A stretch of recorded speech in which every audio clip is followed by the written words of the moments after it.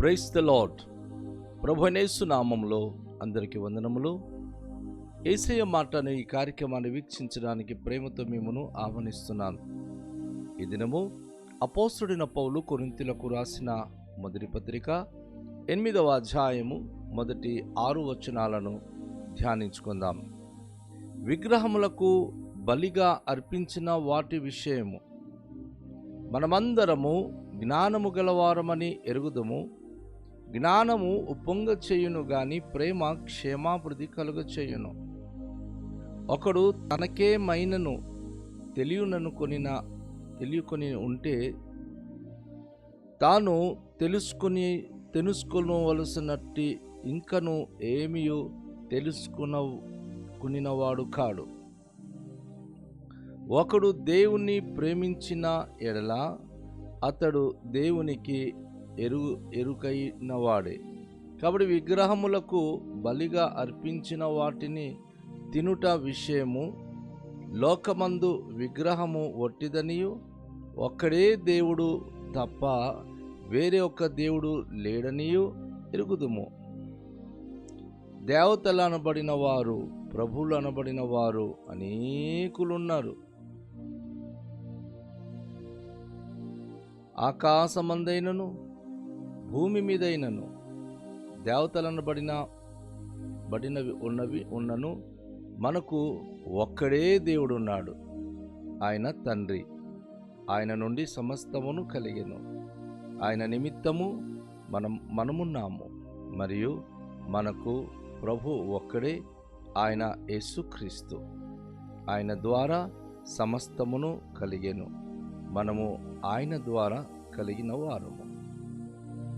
ప్రభునందు ప్రియమైన వాళ్ళారా, ఇక్కడ ప్రధానమైన అంశము అపోస్తలుడైన పౌలు కొరింథీ సంఘానికి ఆయన హెచ్చరికగా తెలియజేస్తూ విగ్రహములకు బలిగా అర్పించిన వాటి విషయంలో అది తినాలా తినకూడదా, దానిని ఏ రీతిగా మనం చూడాలి దాని గురించి. ఎందుకంటే ఈరోజు ప్రపంచమంతా ఎటు చూసిన విగ్రహార్థనతో నిండి ఉన్నది. మనుషుల విగ్రహాలు పెడుతున్నారు, దేవతలు దేవుళ్ళు అనబడిన వారి విగ్రహాలు పెడుతున్నారు. ప్రతి చోట ఒక్కొక్క విగ్రహాలు పెట్టి దానిని పూజించేటటువంటిది ఆనవాయితీ అయిపోయింది. కనిపించిన ప్రతి ఒక్క రూపము 3,000,000 దేవతల రూపాలు అని మనుషుల యొక్క విశ్వాసం బట్టి వాటికి పూజించడం అనేది జరుగుతూ ఉంది. వాటి రుచులు అభిరుచులు వాస్తవానికి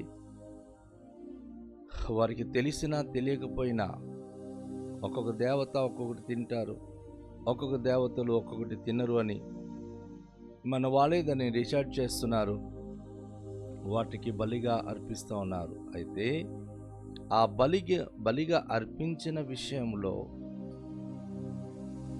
ప్రభువును నమ్ముకున్న వారు ఎందుకు తినకూడదు? ప్రభువును నమ్మినట్టు వారు ఎందుకు మేము అర్పించిన బలి ప్రసాదాలు తినకుండా ఉన్నారు అని చెప్పి అనేక సార్లు ఈ విషయంలో అనేక గందరగోళ స్థితి అనేక స్థలాల్లో ఏర్పడుతుంది. అపోస్తలుడు పౌలు అంటాడు, మనమందరము జ్ఞానము గలవారమని ఎరుగుదుము. జ్ఞానము ఉప్పొంగ చేయును గాని ప్రేమ క్షేమాభివృద్ధి కలుగ చేయును. అంటే ఎందుకు ఈ పదాలు ఇక్కడ వాడుతున్నారు అంటే, దేవుని నమ్ముకున్న వారు, దేవుని గురించిన జ్ఞానములో సమృద్ధి కలిగిన వారు, వారికి జ్ఞానం ఉంది, దైవ జ్ఞానం ఉంది. ఇది దేవుడు, ఇది దేవుడు కానిది. ఏది దేవుడు అనబడునో, ఏది దేవుడు అనబడదో అది క్రైస్తవులకి బాగా తెలుసు.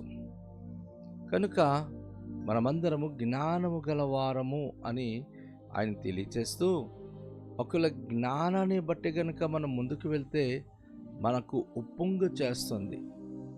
ఒక మనిషిలో కొంత ఈ జ్ఞానం బట్టి మిగతా వాళ్ళందరికీ ఏమీ తెలియదు, మనకు అన్నీ తెలుసు అనేటటువంటి ఒక ఉప్పొంగే మనస్తత్వము కలిగి ఉంటుంది. కనుక పౌలు భక్తునికి ఉద్దేశం, జ్ఞానము ఉప్పొంగ చేయును గాని ప్రేమ క్షేమాభివృద్ధి కలుగ చేయును. ఎందుకు ఆ పదం ఆయన వాడుతున్నారు అంటే, విగ్రహానికి బలిగా అర్పించిన వాటి విషయంలో మీ జ్ఞానముతో మీరు అక్కడ కార్యక్రమము, జ్ఞానముతో మాట్లాడడం, జ్ఞానమును బట్టి తర్కించడం కాదు, కానీ మీరు ప్రేమ కలిగి ఒకరి క్షమాభివృద్ధి ఒకరు మీరు చూసుకోవాలి. ఎవరికి మీ ద్వారా హట్ అవ్వకూడదు, ఎవరు మీ ద్వారా గాయపరచబడకూడదు.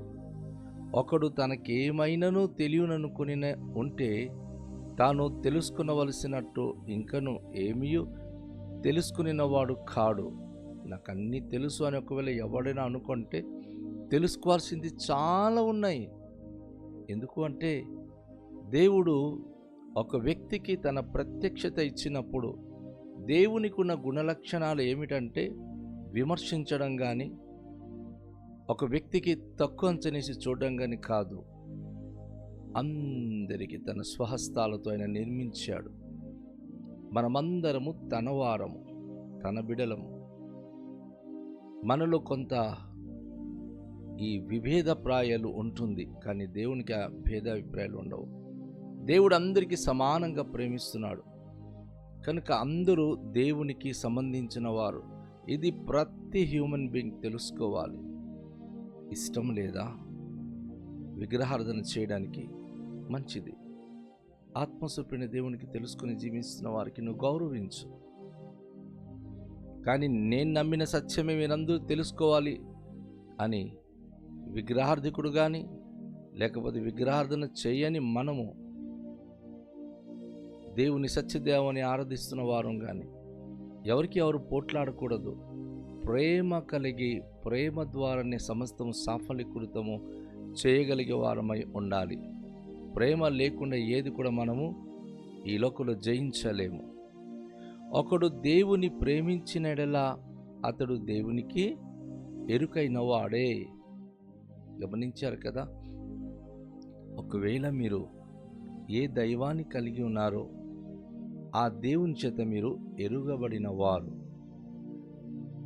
మహాభక్తులు దానియేలు గారు అంటారు, తమ దేవుని ఎరుగువారు బలము కలిగి గొప్ప కార్యములు చేసేదరు. ఓ ప్రియ దేవుని బిడ్డ, నువ్వు దేవుని ఎరిగిన బిడ్డగా జీవిస్తున్నావా?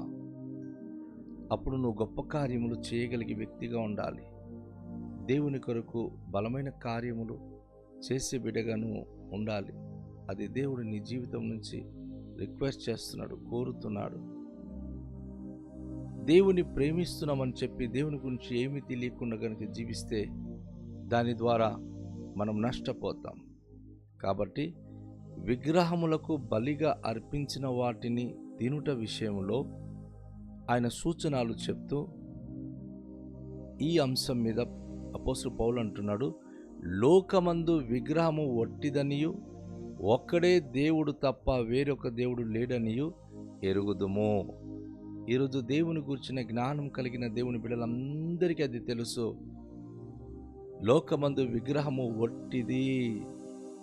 ప్రవక్త యెషయా అంటాడు, ఒకడు గొడ్డలి పట్టుకొని అడవికి వెళ్ళి చెట్టును నరికి ఒక విగ్రహం చెక్కుతున్నాడు. కొన్ని ఆ చెక్కినటువంటి ముక్కలు వండుకొని అన్నం వండుకొని తింటున్నాడు. చెక్కిన విగ్రహం ఏమో మూల పెట్టి మొక్కుతున్నాడు.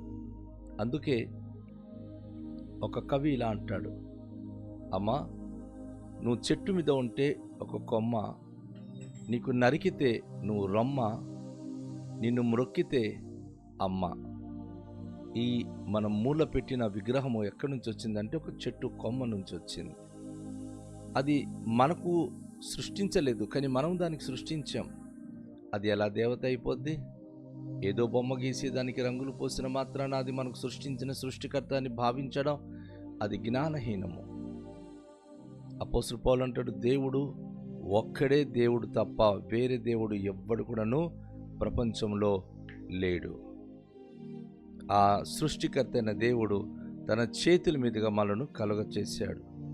దేవతలు అనబడిన వారు, ప్రభువులు అనబడిన వారు అనేకులు ఉన్నారు. అపోస్తలుడు పౌలు ప్రత్యక్షంగా పరోక్షంగా ఈ మాట తెలియజేస్తున్నాడు.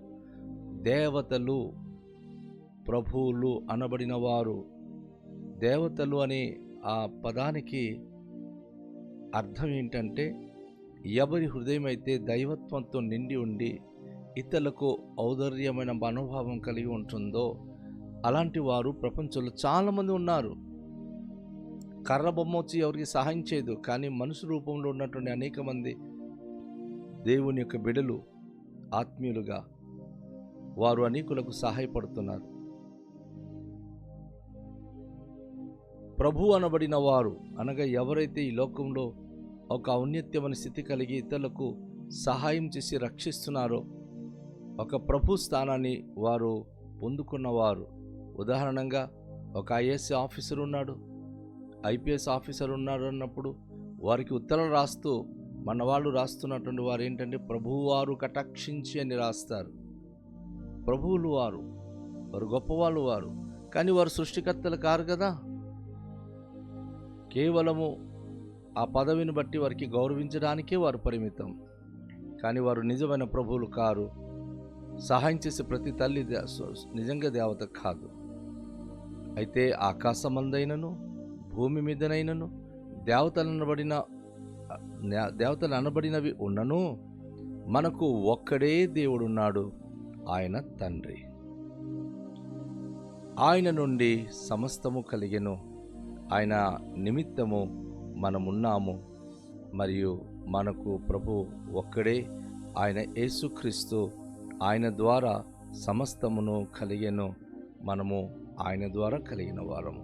చాలా చక్కని వివరణ అపోస్తలుడు పౌలు తెలియజేస్తున్నాడు. ఆకాశములో కానీ భూమి మీద కానీ దేవతలనబడిన వారు ఎందరూ ఉన్నానో దేవుడు మాత్రము ఒక్కడే, మనకొకే ఒక దేవుడు ఉన్నాడు. ఆ దేవుడే ఈ ఆకాశము భూమి సమస్తమును సృష్టించిన సృష్టికర్త. ఆయన నుండి సమస్తము కలిగింది, ఆయన లేకుండా ఏది కలగలేదు.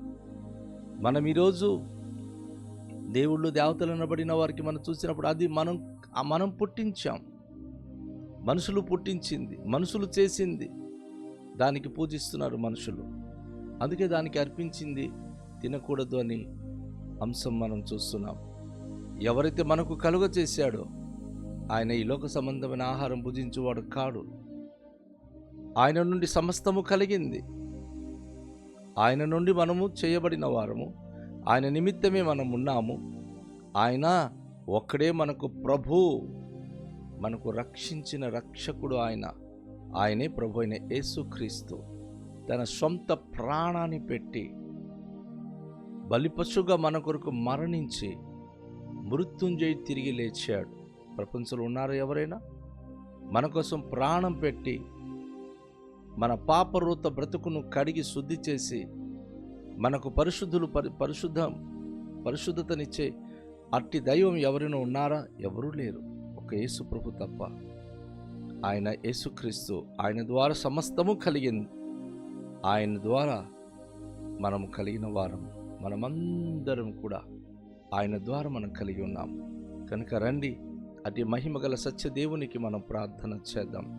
దయగల తండ్రి, మీ పరిశుద్ధ నామానికి వేలాది వందనాలు, స్తోత్రాలు. మీకే మహిమ ఘనత ప్రభావములు చెల్లించుకుంటున్నాం. ఈ వాక్యం ద్వారా మా జీవితాలకు ఆశీర్వదించి మీ మహోన్నత నామానికి మహిమకరంగా మేము జీవించే భాగ్యమునివ్వండి. సత్యదేవుని ఆరాధికులమై విగ్రహాల జోలికి పోకుండా ప్రభువా మీ మహిమ కొరకు మేము జీవించే కృప అనుగ్రహించుమని యేసు నామములో ప్రార్థిస్తున్నాము తండ్రి, ఆమేన్. అందరికీ షాలోం. ప్రభు మనను దీవించునుగాక.